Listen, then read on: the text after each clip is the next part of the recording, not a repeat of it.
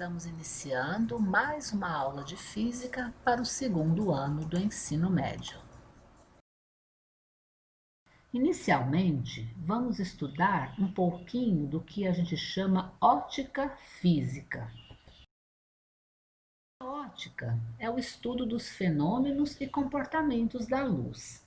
O que a gente chama de ótica física é quando nós estudamos os fenômenos associados à natureza da luz. Então, é quando a gente vai procurar entender o que é a luz. A ótica geométrica, a gente estuda fenômenos associados ao tempo mínimo de propagação da luz. São fenômenos que a gente vai utilizar a geometria para estudar. E por fim, existe o que a gente chama de ótica fisiológica, que são os estudos dos processos da visão e problemas oculares. O estudo da ótica física, ou seja, da natureza da luz, começou há muito tempo. Nós temos registros de 5 séculos antes de Cristo, quando Empédocles já estava se perguntando o que seria a luz. Então, aqui nessa imagem, eu coloquei as principais pessoas que fizeram contribuições importantes para esse estudo, desde essa época, do Empédocles, até 1905 com Einstein. Então, nós tivemos a contribuição dos árabes, especialmente com Al-Haytham. Também tivemos Huygens e Newton mesmo, Thomas Young, Fresnel, Maxwell, Hertz e, finalmente, as contribuições de Einstein. No século XVII, a gente tinha duas teorias que tentavam explicar a natureza da luz e essas duas teorias competiam entre si. A primeira delas se chamava teoria corpuscular.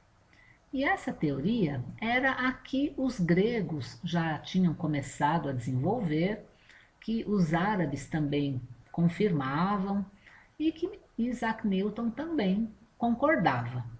E no caso dizia o seguinte, que a luz era formada por corpúsculos, partículas pequenininhas produzidas pelas fontes luminosas, e essas partículas viajariam com grande velocidade de um objeto a outro.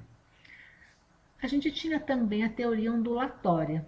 Essa teoria foi desenvolvida por Christian Huygens, que era um holandês. E, segundo ele, a luz seria formada por frentes de ondas primárias, que funcionariam como fontes de ondas secundárias. Eu coloquei aqui duas ilustrações, uma para a teoria corpuscular e outra para a teoria ondulatória. Então, a teoria corpuscular, a gente vê ali aquelas bolinhas representando partículas que formariam a luz e que seriam emitidas por fontes luminosas. Na teoria ondulatória, a ideia era que a fonte de luz produziria ondas, ondas primárias, que por sua vez produziriam ondas secundárias, de forma que a luz se propagaria na forma de uma onda. As duas teorias coexistiram, embora tivesse mais adeptos aquela que era a de Newton, que também corroborava o que pensavam os árabes e os gregos, que considerava a luz como partícula. No entanto, a partir de 1801, com alguns experimentos que foram desenvolvidos por um inglês chamado Thomas Young, isso começou a mudar. Por quê? Porque nesses experimentos ele provou que a luz tinha um comportamento que era realmente de onda. Inicialmente, ele fez a luz passar por uma fenda e observou que a projeção no anteparo tinha exatamente o mesmo formato da fenda. Até aí, isso não comprovava realmente um comportamento de onda, não. No entanto, quando ele deixou essa fenda muito pequenininha, muito estreitinha, ele observou um comportamento bem diferente projetado ali no anteparo. Era como se a luz fosse capaz de contornar a fenda, de forma que a projeção mostrava uma intensidade maior no centro e um pouco menor nas bordas. E então ele mostrou que o motivo disso acontecer era porque essa fenda mais estreita tinha uma dimensão que era próxima ao comprimento de onda daquela luz. E já no primeiro caso, a fenda tinha um tamanho muito maior que o comprimento de onda da luz. E, então, o que isso foi, o que a gente demonstra, né, com esse experimento, é que quando a gente tem essa fenda bastante estreita, de uma ordem de tamanho próxima ao comprimento de onda da luz, a gente observa a luz fazer o que a gente chama difração, que é contornar a fenda e arredondar para os lados, assim, né? O que apenas ondas fazem. Um outro experimento que também foi decisivo para comprovar o comportamento ondulatório da luz foi também realizado por Thomas Young, só que daí, ao invés de fazer a luz passar por apenas uma fenda, ele colocou duas fendas bastante estreitas, de forma que, quando a luz passasse por elas, ela também difratasse, né, arredondasse para os lados ali, e ao fazer isso, haveria uma interferência entre essas ondas e acabaria sendo projetado ali no nosso anteparo tanto regiões em que a interferência seria positiva, quanto outros pedacinhos ali em que a interferência seria nula, né? Como se uma onda anulasse o efeito da outra. E se a luz fosse realmente constituída por partículas, da forma como defendia Newton, né, e os gregos e os árabes, isso não seria possível. Ela passaria reto ali, ela não iria interferir da forma como a gente está observando, né, que foi mostrado no experimento. Então, os experimentos que foram realizados por Thomas Young comprovaram que a luz tem sim um comportamento de ondas. Um outro experimento que também comprovou esse comportamento foi esse que está mostrado aqui nessa imagem, em que a gente conseguiria filtrar uma parte da luz. A luz seria composta por dois tipos de ondas e apenas um dos tipos de ondas conseguiria passar por esse polarizador vertical, que consiste num material como se fosse uma grade, né, que permitiria a oscilação dessa onda de luz apenas em uma direção. Então, a parte azul da onda, que estaria numa direção perpendicular a essa nossa grade, não conseguiria passar e com isso a gente conseguiria filtrar a onda, deixando apenas essa vibração na vertical se propagar. E mais uma vez, isso só seria possível de acontecer se a luz de fato tivesse um comportamento de onda. Passado alguns anos, um alemão chamado James Clerk Maxwell fez uma análise matemática de campos elétricos e magnéticos, e nessa análise, matematicamente ficou indicado que a luz deveria ser composta por uma combinação de ondas elétricas e magnéticas, o que a gente poderia chamar de radiação eletromagnética. Então, nessa imagem, né, que tem aqui ao lado, a gente observa dois tipos de ondas se propagando ao mesmo tempo. Uma dessas ondas seria uma onda magnética, né, representada pelo campo magnético que estava variando, né, uma forma ondulatória ali, e também ao mesmo tempo em que esse campo magnético varia, a gente teria um campo elétrico variando. E aí essa onda, que seria, né, a onda de luz, seria composta por esses dois tipos de oscilações e, portanto, ela seria chamada de onda eletromagnética. Ele não comprovou, ele apenas concluiu que deveria ser assim, com base em cálculos e análises matemáticas. Quem conseguiu comprovar a teoria de Maxwell foi um outro alemão chamado Heinrich Hertz, e ele criou um dispositivo que era capaz de provocar uma faísca, e ele percebeu que ele conseguia fazer a recepção dessa faísca em um outro aparelho, de forma que essa faísquinha seria propagada, né, como uma onda mesmo, e captada ali, né, no nosso outro aparelho que era chamado receptor. E com esse experimento, Hertz conseguiu comprovar que aquelas indicações matemáticas que o Maxwell tinha observado eram verdadeiras.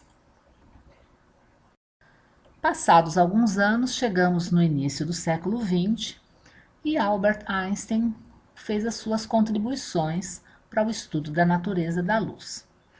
Nesse ano de 1905, Einstein fez uma série de estudos, né, sobre diversos assuntos, mas um dos assuntos que foram mais importantes na história do Einstein foi o estudo sobre o que a gente chama de efeito fotoelétrico, e a partir de análises de experimentos que outros cientistas vinham fazendo, Einstein chegou a algumas conclusões que lhe valeram o prêmio Nobel. E o que foi então que Einstein descobriu? Ele descobriu que a luz, na verdade, era composta por uma espécie de partículas, sim, partículas denominadas fótons. E esses fótons, na verdade, eram pacotes de energia. Então, essas seriam partículas de energia que formariam a luz. E esses fótons teriam uma velocidade de 3 vezes 10 elevado à oitava metros por segundo no vácuo, que corresponde à velocidade de propagação das ondas eletromagnéticas, conforme previsto por Maxwell. E Einstein chegou a essa conclusão analisando os resultados de experimentos que se denominavam efeito fotoelétrico e que mostravam o seguinte: algumas cores de luz eram capazes de arrancar elétrons de placas metálicas, mas não todas. Então, dependendo do material, né, do tipo de metal e dependendo então da cor da luz, a gente observava a luz incidindo sobre a placa e fazendo sair dali alguns elétrons. E aí, analisando essa situação, que ninguém sabia explicar por que isso acontecia, Einstein percebeu que cada elétron era capaz de absorver um único fóton de cada vez. Então, o que acontecia? Se a gente tivesse uma luz que era capaz de arrancar elétrons e a gente aumentasse a intensidade dessa luz, a quantidade de fótons aumentaria e, portanto, essa luz conseguiria arrancar uma quantidade maior de elétrons também, porque cada elétron consegue absorver um fóton com uma quantidade maior de fótons, mais elétrons são arrancados. Agora, como explicar que algumas luzes arrancavam e outras não? E para isso, né, assim, outros cientistas já vinham trabalhando nesse assunto e aí observaram que, na verdade, cada cor de luz corresponde a uma frequência de onda diferente e a energia dessas luzes ela é diretamente proporcional a essa frequência. Então, quanto maior a frequência da onda de luz, maior a energia que ela também transporta. E aqui nessa imagem do exemplo, nós vemos que essa luz violeta tinha uma frequência mais alta que as outras e, portanto, maior energia também. E o valor que seria menor seria o da luz vermelha, teria a frequência mais baixa e, portanto, menos energia. E com isso, algumas cores que tinham mais energia conseguiam arrancar elétrons e outras não. E se a energia do fóton não fosse suficiente para ejetar elétrons, bastava utilizar então uma luz com uma frequência maior, que teria uma energia também maior, e aí seria possível, né, de fazer isso acontecer. Agora, para que uma luz consiga arrancar elétron de uma placa metálica, ela não poderia ser apenas uma onda, né? O comportamento de onda ela tinha, mas para ela arrancar o elétron, ela teria que ser como uma partícula mesmo, que se choca com o elétron e é capaz de tirá-lo ali do átomo. E é por isso que a ideia de que, no final das contas, a luz também tinha um comportamento de partícula voltou a valer. Atualmente, nós temos novamente as duas teorias. Tanto a teoria de que a luz se comporta como uma onda, quanto a teoria de que a luz se comporta como uma partícula. Basicamente, a gente poderia dizer que a luz é composta por fótons, que são aqueles pacotes de energia, e esses fótons se propagam no espaço como ondas. Então, basicamente, né, de uma maneira bastante simples, é aqui que nós nos encontramos atualmente no conhecimento, né, da natureza da luz. Nessa tabela, a gente observa que alguns fenômenos são explicados tanto quando a gente considera a luz se comportando como uma onda, quanto quando a gente considera a luz como sendo composta por partículas. Então, os fenômenos de reflexão e de refração, que nós vamos estudar daqui a algumas aulas com mais detalhe, podem ser explicados pelas duas teorias. Já fenômenos como a interferência, a difração e a polarização só conseguem ser explicados considerando que a luz se propaga na forma de ondas. E o efeito fotoelétrico que nós acabamos de ver só consegue ser explicado quando consideramos que a luz se comporta como uma partícula. Muito bom. Então, agora que nós já estudamos um pouquinho sobre a natureza da luz, nós vamos ver algumas definições que nós vamos precisar para poder começar um estudo mais prático da luz. Então, vocês vão acompanhando nas páginas 9 a 11 do livro 8.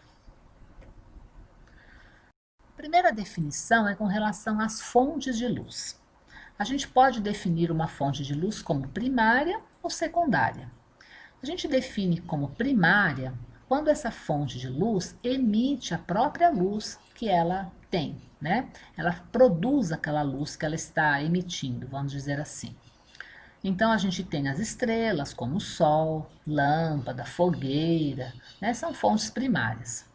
Quando a luz que essa fonte tem, na verdade, não é produzida por ela, mas ela apenas reflete a luz que uma outra fonte gera, como é o caso da Lua, né? Aí a gente tem o que a gente chama de fonte secundária, então. Uma outra definição importante é a definição da dimensão da fonte de luz em relação ao ambiente. Então a gente pode dizer que essa fonte de luz é extensa ou pontual. Isso sempre em relação ao ambiente em que ela se encontra. Então essa luminária aqui da imagem, ela pode ser considerada uma fonte extensa, porque a dimensão dela em relação ao tamanho da sala em que ela está é uma dimensão grande, de forma que o que ela projeta no teto é um formato retangular, né, e não um formato de ponto. Já a figura que temos aqui à direita mostra um céu estrelado e a gente enxerga essas estrelas como pontos, não porque elas sejam pequenas, né, ou porque elas sejam menores do que seria essa luminária que a gente tem na outra imagem, mas sim porque em relação ao espaço, né, ao ambiente em que ela se encontra, o tamanho dela é muito menor e a maneira com que a gente enxerga essa fonte de luz tem essa cara de ponto, né? Então a gente vai chamar esse tipo de fonte pontual. Mais uma informação é a velocidade de propagação da luz. A velocidade da luz no vácuo é de 300 milhões de metros a cada segundo. Então a gente tem que um valor bastante alto, né? Esse é o valor mais alto de velocidade que a gente conhece, a velocidade da luz no vácuo. No ar, esse valor é muito próximo, né? 299.702.547 metros a cada segundo. E à medida em que a gente vai pegando outros meios, como gelo, água, álcool, a gente percebe que a luz vai se propagando mais lentamente. Ainda assim, é uma velocidade bastante alta. O meio físico no qual a luz tem uma velocidade menor é o diamante, 123.881.180 metros a cada segundo. Aqui também temos mais algumas definições, que seria a definição de meios de propagação da luz. Então, esse meio pode ser definido como transparente, translúcido ou opaco. O meio transparente é aquele que permite que a luz seja transferida para o outro lado sem mudar de direção. De forma que, quando a gente enxerga a luz vindo de algum objeto que está do outro lado desse meio, a gente enxerga o objeto direitinho, né? Não, sem nenhuma distorção. Então, um exemplo seria o próprio ar, um vidro comum, né? Que permite que a luz passe por ele e a gente enxergue nitidamente o que está ali do outro lado. Os meios translúcidos permitem a passagem da maior parte da luz, mas quando essa luz atravessa esse meio, ela acaba mudando de direção. Então, quando a gente olha por um objeto translúcido, a gente não consegue enxergar com nitidez o que está atrás dele. Então, a gente tem aqui como exemplos os vidros jateados, o papel vegetal e outros. E por fim, os meios opacos não permitem a passagem da luz. Quando a luz incide nesses materiais, ela é absorvida pelo material e não consegue passar para o outro lado. Então, muitos objetos, né, muitos materiais, como madeira, os tijolos, né, de uma parede, não vão permitir a passagem da luz. Então, aqui apenas para ilustrar, né, os meios transparente, translúcido e opaco. E por fim, a gente vai definindo aqui os raios de luz. Então, a luz se propaga na forma de ondas, como nós vimos, mas a gente pode fazer esse desenho nessas setas indicando a direção e o sentido de propagação dessas ondas de luz. Então, a gente chama isso de raio de luz. Então, é uma representação geométrica, né, para aquele comportamento que a gente sabe que é um comportamento ondulatório. E esses raios de luz podem se propagar vários assim ao mesmo tempo, né? E quando eles estão convergindo para um ponto, a gente diz que a gente tem um feixe de luz convergente. Quando eles estão saindo, como se fossem assim os raios do sol, por exemplo, saindo de um ponto, a gente tem um feixe de luz divergente. E muitas vezes essa luz vai estar se propagando com raios paralelos, como seria, por exemplo, a luz que está se propagando de uma lanterna. Então seria um feixe de luz paralelo.